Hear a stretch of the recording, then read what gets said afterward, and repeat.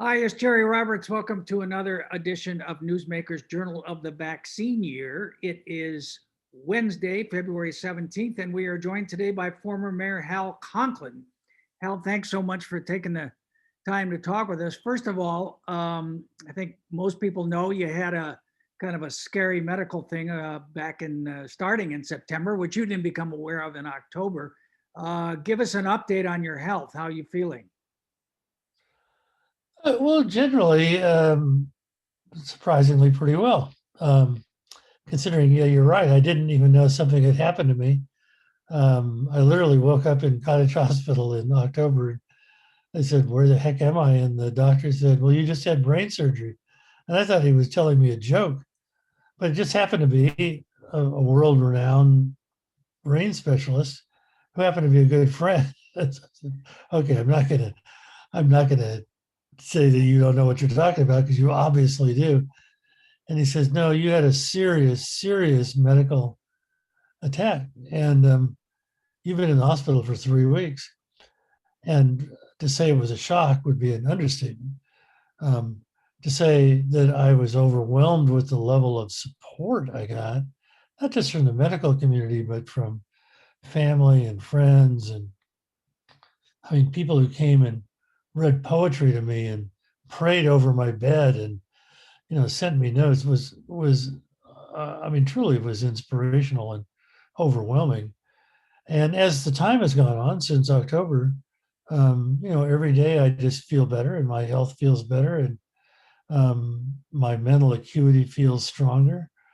And it's just been overwhelmingly positive. So I have nothing but gratitude at this point. I mean, how could you feel anything but gratitude at the level of support you've. But yeah, it was a surprise. It was a shock. I had no idea it happened. And I'm totally overwhelmed at the positive response I got. And the fact is that I'm back involved in a lot of Yeah. community conversations. Well, I got to ask you this because people ask me all the time: are you going to run for mayor or not? Believe me, I get asked that question a lot. I know you do. Uh, There's a lot of support for you. I'm I have re-engaged in a lot of conversations in the community about where the community could go. And I've been asked to head up a lot of nonprofit conversations about where the community could go. And in some respects, it's like being the mayor without being the mayor. I mean, you're asked to be a community voice and a community spokesperson. And so even when my wife says, "Well, do you want to run for mayor?" I say, "I think I still am," um, because I get asked all the time, "Well, what would you do here? What would you do there?" When it comes down to the actual job of doing mayor, I don't know. I mean, I'm not seeking the job. I know there's a lot of people seeking the job. If I stepped in to do the job, do I think I could do the job? Yeah, I think I could do the job. I'm just not sure that, given the fact that I've done that many times before, I know what it takes to do it, and that there are a lot of people who could do the job. That there are a lot of good people out there who could do that job. I haven't made any decisions, and probably won't make any decisions for the next 90 days. Um, I haven't totally ruled it out, but it's not high on my priority list at this point. So would it be fair to say that you're leaning against it, but you haven't ruled it out? I would say it's a fair statement. All right.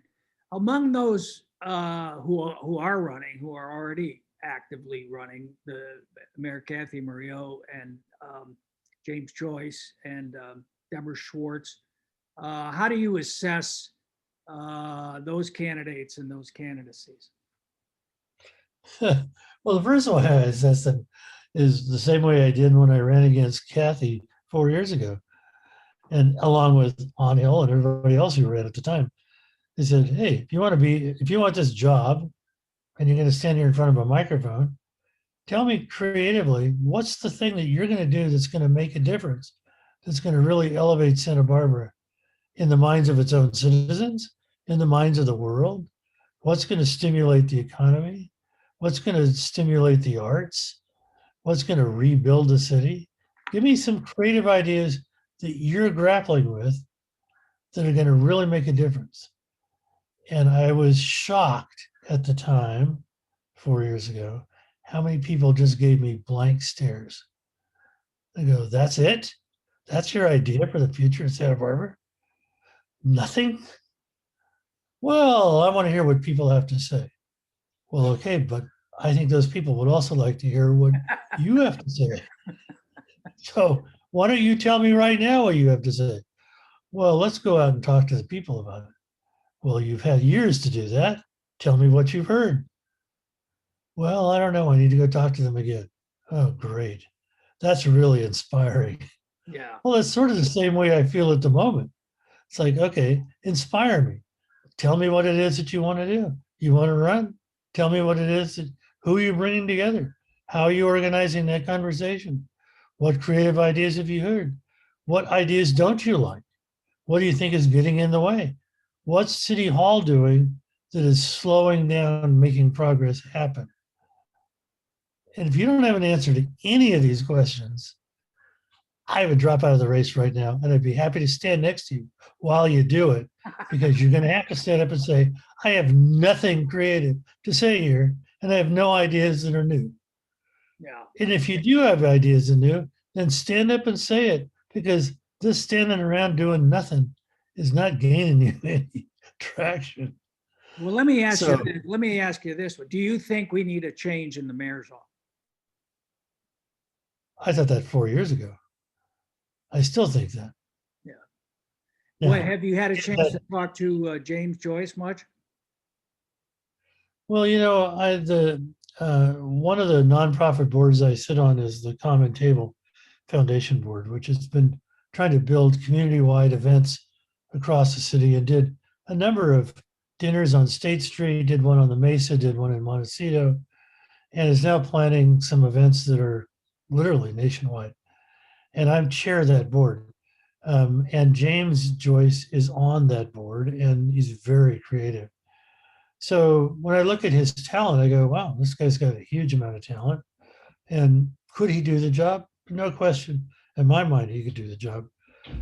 He hasn't asked me for an endorsement, and um, not to say that I wouldn't endorse him, but I just think that, that I know Deborah Schwartz. I certainly know Kathy Maria.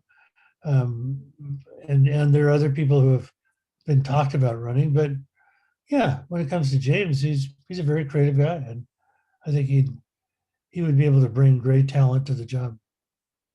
Do you think we need to see more people in the race? I mean, I know one of the things that obviously happened last 4 years ago, uh, you finished second, but there were so many, what do we have, 5 candidates in the race? And some of them contributed more than others, but we ended up getting a mayor with what, 27, 28%. Do you think it would be better for the city if we get more candidates, or if this was kind of the field right now? Well, I would certainly think more candidates would be better, but the fact is that we're still months away from the race. And so if somebody wants to be creative and run, then stand up now and give us some creative ideas. Say, okay, the race isn't until November, but in the next 5 months, here's the 5 things I'm going to work on.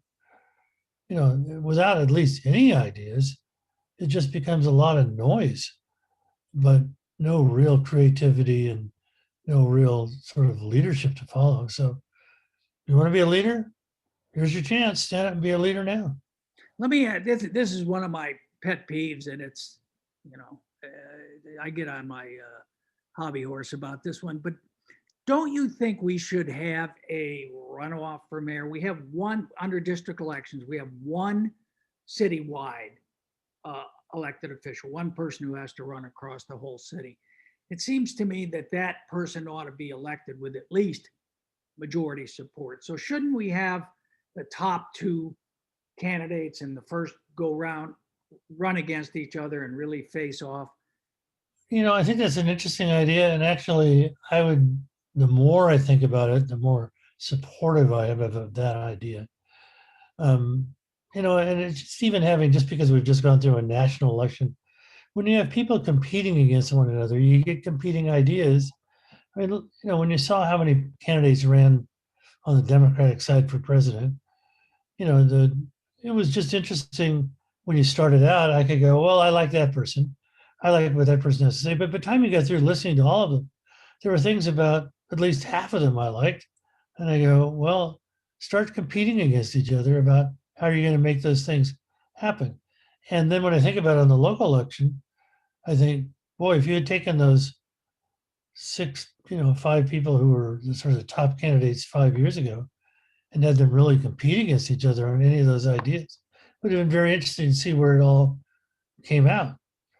Some of them I talked to afterwards, like Angel Martinez, and we weren't that far apart in some of the things we had an interest in, but we never once actually ever sort of openly competed and talked about it. Um, some people who I didn't get along, I wouldn't say didn't get along with, but wasn't, aligned with, afterwards would say, well, that was an interesting idea. And I would have pushed that idea if I had really known about it. But we were never in a competitive conversation that actually allowed that to happen. And the person who I thought probably had the front runner position, who actually did get elected mayor, with all, due respect, kind of disappointed me in the lack of anything to put out there. It's like, come on, if you want to win, tell me how you're going to compete. Just telling me you want to be the first this or the first that doesn't impress me. Nobody's going to elect you because you're the first anything. Right. People are going to elect you because you're going to do something. So what is it you're going to do? You mentioned, that I like the phrase you said, it's like being the mayor without being the mayor. One of the groups that you're very active in, which you pulled together, I guess, is this weekly leadership meeting of particularly downtown and business folks. Talk a little bit about what that is and what your notion for getting that launched has been. Well, the group came together under a title of the just what I called a adhocracy, called the Santa Barbara Leadership Team. But essentially, it was just business leaders, political leaders, arts leaders, corporate leaders from things like Cottage Hospital, restaurant owners, theater owners, the Granada, but it was really truly an adhocracy of people who just said, "Hey, let's just get some ideas out here and see what we can support to sort of regenerate the economy of Santa Barbara." So I went to UCSB. And this is pre-pandemic. This is pre-pandemic, yeah. So I went to, at the time, I remember UCSB's economic forecast was going on, and I thought, okay, well, I'll listen to what they have to say. And they said, well, there's really 5 sort of major generators of pushing the economy of Santa Barbara. One's tourism. Well, everybody knows that. One's government itself. I mean, the government's a big employer in Santa Barbara. One is healthcare. The healthcare industry, between doctors and Cottage Hospital and all the rest of them, generates a lot of money. In many ways, this was like the one of the great health centers of the Western United States.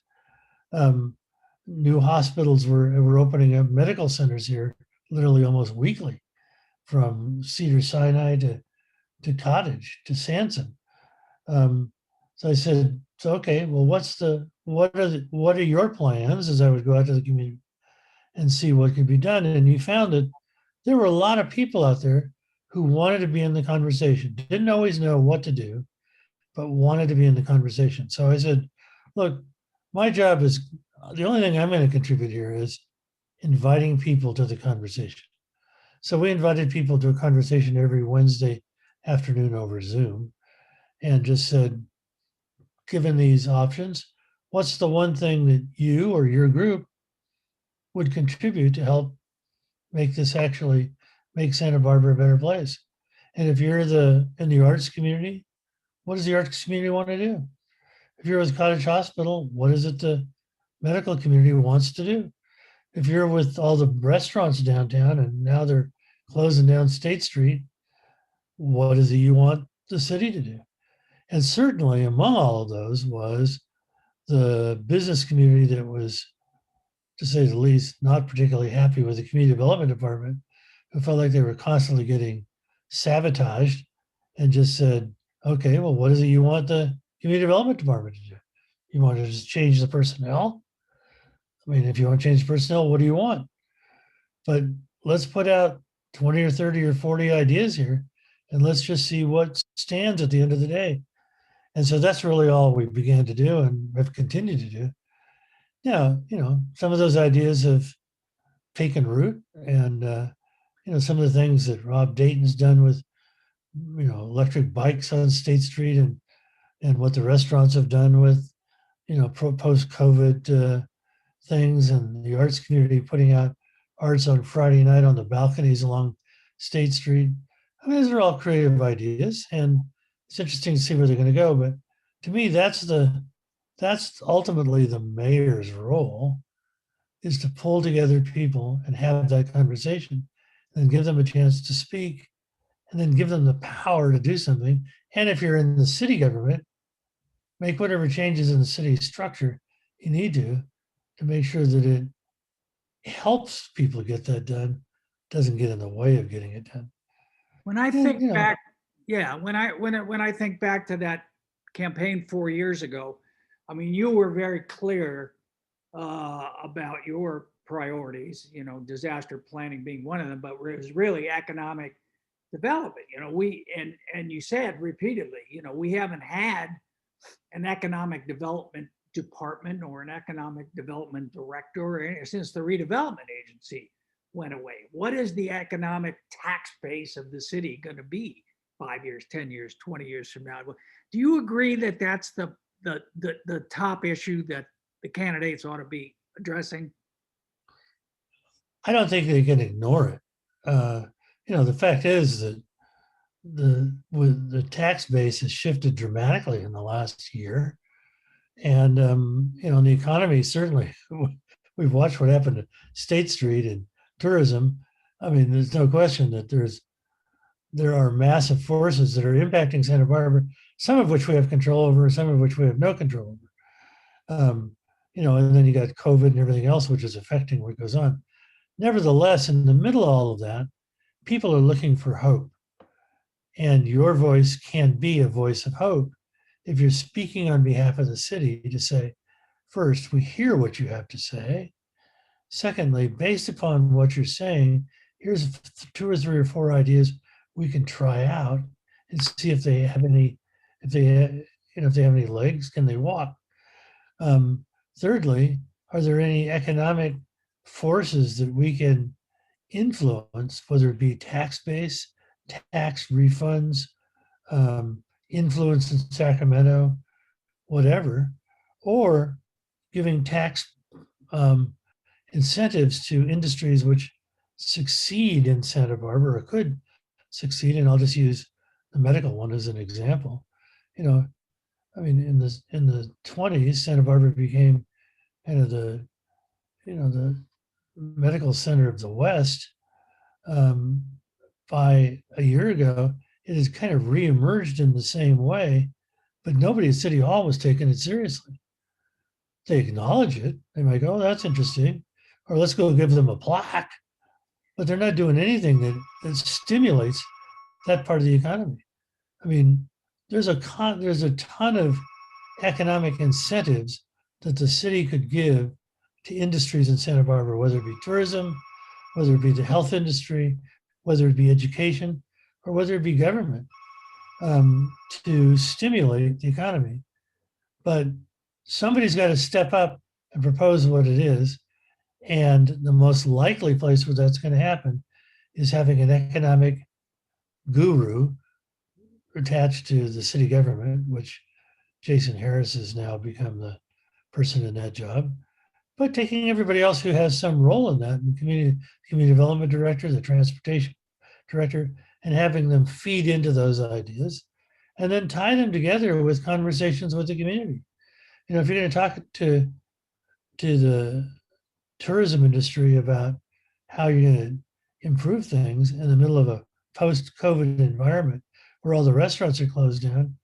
Well, how many times in the last 6 months have you called all the restaurants together in one place and asked them that question? Or have you done it at all? Because if you haven't done it at all, don't waste my time telling me you're a leader in the community. Right. It's just a lot of nonsense and a lot of talk. Well, so tradition, the last generation, last 30 years, it's been retail and tourism, obviously in Santa Barbara, brick and mortar retail. We had a lot of challenges even before the pandemic, and then the pandemic has really hammered tourism. One of the ideas that your group has been kicking around, which I find most intriguing, was this expanding the identification of Santa Barbara on a global scale. And you started with, what are the things that people know about or see in Santa Barbara? The mission, the courthouse, wine country. But you've also gone on and found some other ideas. This notion of Times Square and Jazz Alley and the weekly dance party. Talk a little bit about that notion and the branding of Santa Barbara. Well, some of them are, of course, giant parties, which I'd be happy to go to any of them. And some of them were my ideas. They came from the arts community or from the city. One of those was even tried by the city, which was, let's take the State Street underpass and close it off one night a week, and let's have a big dance party underneath the underpass. Well, that doesn't take a lot of work to pull off. It just takes a little organizational skill. And when I talked to the arts community about it, they were all excited about participating in it, and I think still are. So, I think I don't have to organize that, but I think there are people who would be happy to organize that. And that creates something that's unique to Santa Barbara. Now, when you think about the Solstice Parade, or, if anybody's ever been to the Doodah Parade in Pasadena, there are things that cities do that become iconic to them. And people go, wow, that's been going on for months, if not years. But I love going to Santa Barbara to the Solstice Parade. Love going to Pasadena to the Doodah Parade. I love going to, whatever. Well, you can create those kind of events here. Certainly one of those could be a dance night on State Street. One of them to me was, let's close off where the alley behind Metro 4 Theater and where Dargan's is, and let's do a jazz alley. Because I used to work in Washington, D.C., and used to go to Blues Alley down in Georgetown and thought it was fantastic. And I go, that'd be simple enough to do here. You just got to organize the businesses that are there to pull it off.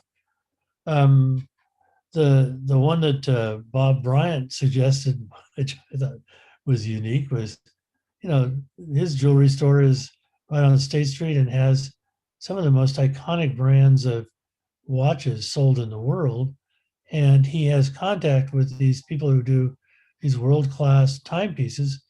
I said, well, why don't we just take the courtyard out in front of your store and we'll just call it Times Square. And once a year, showcase the best watches in the world, and maybe do it with all the wineries in El Paseo, and have an event in each one of the wineries where they showcase, the watch from that particular brand. I said, these are not necessarily, brain surgery ideas, but they're unique, and you could make something unique to Santa Barbara that would and maybe they don't last forever. Maybe they only last for a season, but I'll tell you this, they'll draw a lot of attention. Yeah. And again, it goes back to, imagination and excitement and leadership and getting other people involved in it. And I guess we haven't seen much of that lately. Let me, one more thing, Hal, before I let you go. Speaking of iconic events, as we were, you mentioned you're the head of the Common Table Foundation, and we were talking before we started recording about an event that you're trying to put together that's a national event. Can you tell us about that? Sure. The Common Table project actually came together with a lot of people's help after the flood in Montecito. And they were trying to rebuild the community, bring neighbors together to meet neighbors and rebuild the community. And um, Gwen, who now is the publisher of the Montecito Journal, was on the board of the Common Table Foundation with me, and Allison Hardy from Janine's Restaurant and a number of other people. And so he said, well, let's do something in Montecito and try it out. Honestly, if you had asked me at the time, I would have said if you got 20 people to come together for a lunch or dinner, we would have been successful. But we said, well, let's do it Gwen was the chair of the board of the school district for Montecito. And she and the principal of Montecito Union School said, well, we'll offer the school grounds, football grounds. We'll bring out all the picnic tables and just invite the Montecito community to come down and bring a potluck dinner and share their dinner. Well, we had 300 people show up for dinner. The fire department came with enough bouillabaisse to serve 100 people that they made at the fire station. We had no idea they were bringing. We had people go to home and make food, bring food, and it was a remarkable event. And so we thought, well, let's try it again. Let's do it on State Street. And because I was on the board of the Santa Barbara Center for the Performing Arts, and we said, let's just do it in front of the Granada. Maybe we'll get another 200 people show up. We had 600 people show up. KUYT came out and did their evening news from the tables out there on the street. And it was so successful. We had a number of arts groups, mostly high school arts groups, in many cases, said, wow, this is cool. Could we bring down a bunch of high school students who want to just do art on the street? They said, well, why don't we do it on Lower State Street? We'll do it down in front of Institutional Ale and down in the 600 block. And let's just try it and see if we can get another 200 people show up. We had 700 people show up for dinner. I go, this is phenomenal because it's not only bringing Santa Barbara together, it's building a sense of community that people feel like they're meeting people they don't know. They're excited about doing something new in Santa Barbara. They have a sense of community that they've never had before. They're seeing things that they didn't even know existed. And now you're talking about taking it national. So I said, well, let's try it in a couple of different neighborhoods. We did one on the Mesa, in Mesa Park with the Mesa folks. We did one in front of Santa Barbara Junior High School on the east side. And we said, what if we did this nationally?